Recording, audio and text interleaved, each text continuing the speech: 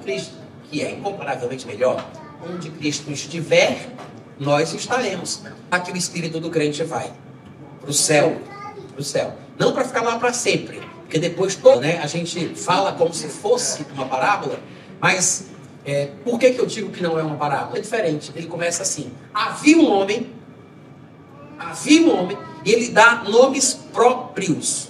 Ele fala de um destes homens que se chamava Lázaro. Ou seja, é provável, tá? E eu não quero ser dogmático, nem positivo, é por isso que eu sempre tenho a cautela e cuidado de dizer, olha, eu acho, eu penso, é provável, porque ninguém é dono da verdade, né? Mas me parece que aquilo ali foi algo real que aconteceu em algum momento da vida de Jesus.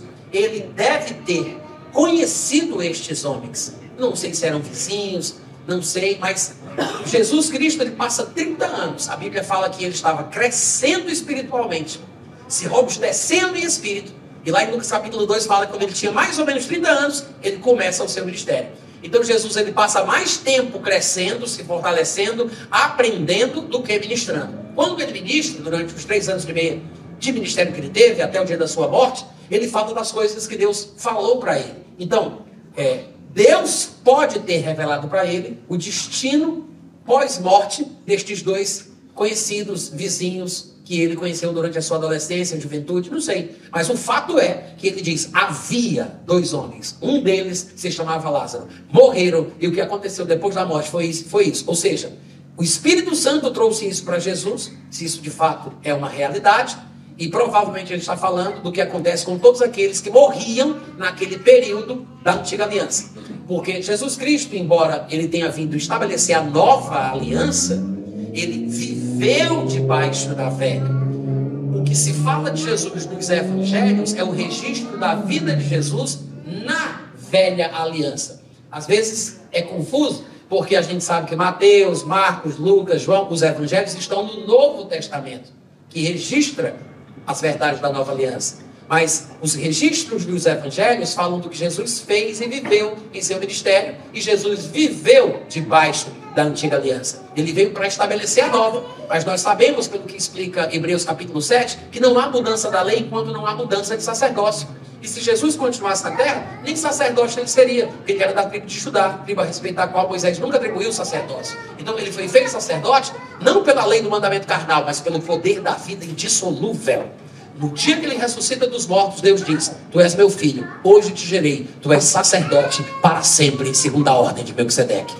Quando ele então é considerado sacerdote, quando Deus o estabelece nessa posição, aí há a mudança da lei. A nova aliança não começa até que Jesus Cristo morra, seja sepultado, ressuscite, suba ao céu, se assente à direita de Deus e o Espírito Santo seja dado. Ou seja, Jesus tinha que entrar no céu para que o céu entrasse no homem. O homem, Jesus, tinha que estar à direita de Deus para que o Espírito de Deus estivesse dentro de nós.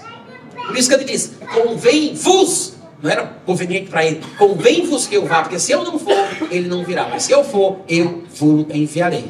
Então, provavelmente aquilo ali não é uma parábola, tá? É o que eu penso. Eu acho que fala da realidade daquela época, embora hoje as coisas sejam diferentes. Porque hoje sabemos que quando o crente morre, ele vai para o céu, para onde Jesus está. Mas ali é uma realidade do período do Velho Testamento, a realidade daquela época, etc. e tal.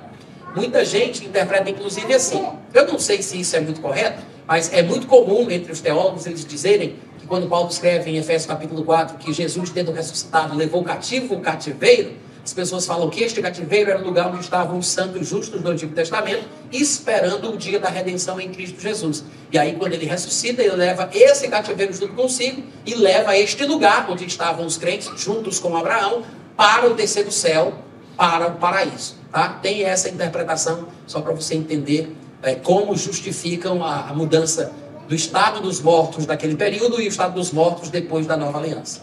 Tá bom?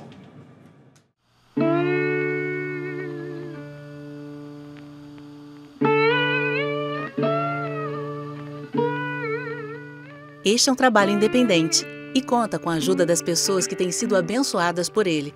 Se você quiser fazer parte do grupo de mantenedores desta obra, se informe das opções disponíveis na descrição deste vídeo. Agradecemos pela atenção e pelo carinho.